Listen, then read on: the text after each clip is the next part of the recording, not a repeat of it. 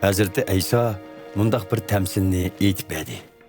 Bilib qoyunlar-ki, qoyunun qodiniga ishikdan kirmay, temiga yomishib kirgan kishi o'g'ri va qaroqchidir.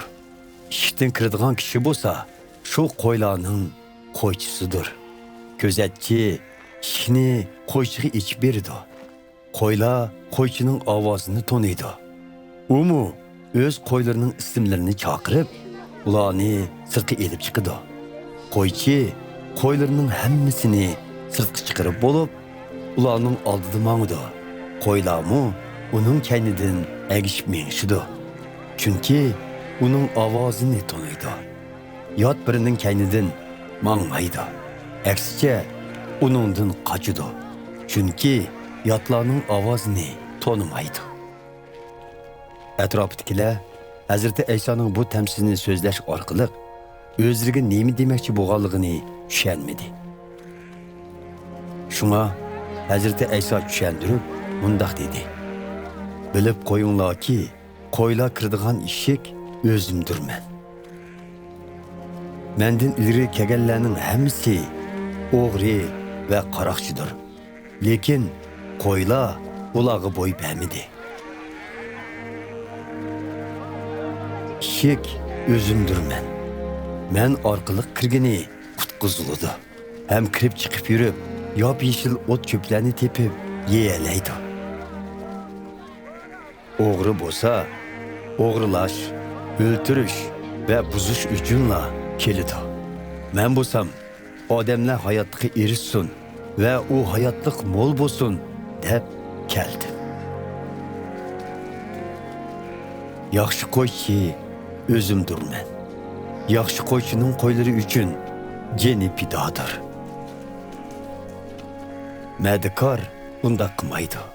U qo'ylarning xo'jayini ham qo'ychisi bo'lmaganligi uchun bo'rining kelganligini ko'rsa, qo'ylarni tashlab qochadi.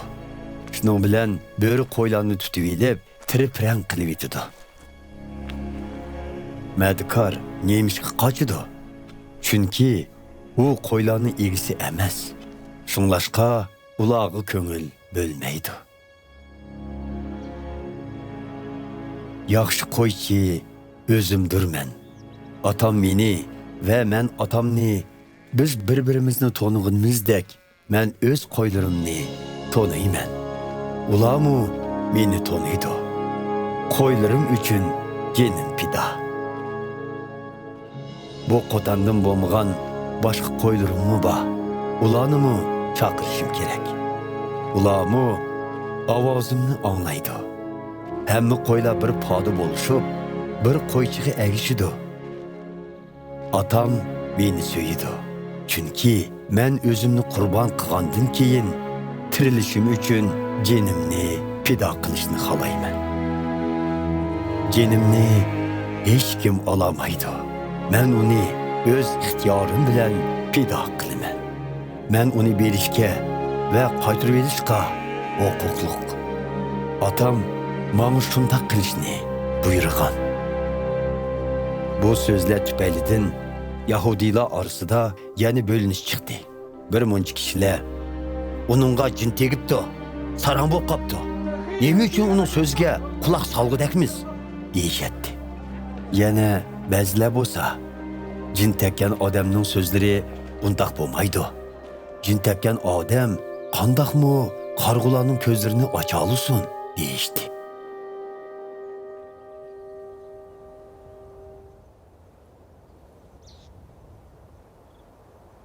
Qish fasli bo'lib, Yerusalimda markaziy ibodatxonaning qayta ochilganligini xotirlaydigan bayram o'tkazilyotdi.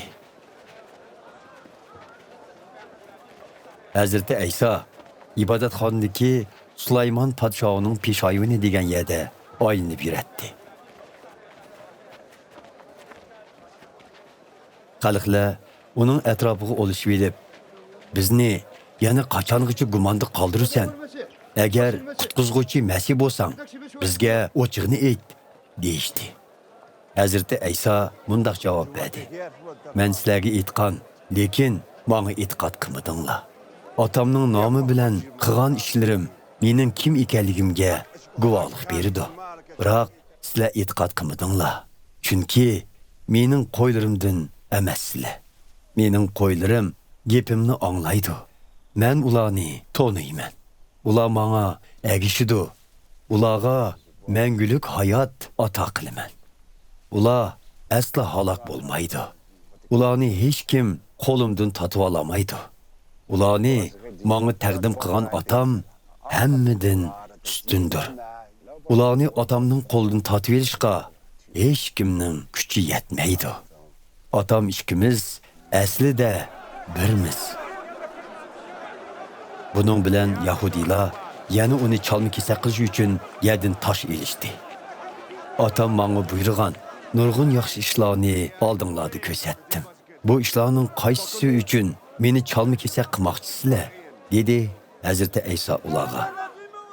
Seni yaxshi ishlaring uchun emas, kufrlik qilganliging uchun chalma-kesak qilamiz. Chunki sen odam turuqliq o'zingni xudo qilib ko'rsatding, deb javob qaytarishdi xaloyiq. Hazrati Ayso bundoq dedi. Muqaddas yozmalarda Xudoning burunqi zamondagi Yahudi yetakchilarga sizlar ilohlar degini yozilgan emasmi? Muqaddas yozmalarda aytilgani mangu o'zgarmaydi-da. Xudo o'zining so'zini yetkazganlarni ilohlar deb atagan-ku. Endi menga kelsak, otam meni tanlab fani dunyoga avatdi. Shundoq turuqliq, nima uchun Xudoning o'g'liman desam, meni kufrlik qilding deysizlar? Agar otam buyurgan ishlarni qilmasam, menga e'tiqod qilmanglar. Lekin qilsam, so'zlarimga ishonmagan holatdimi, qilganlarimni ko'rib, ularning haqligiga ishoninglar. Buning bilan otamning menda ekanligini, meningmi otamda ekanligimni haq deb bilib yetisizlar. Buning bilan ular yana uni tutmoqchi bo'ldi.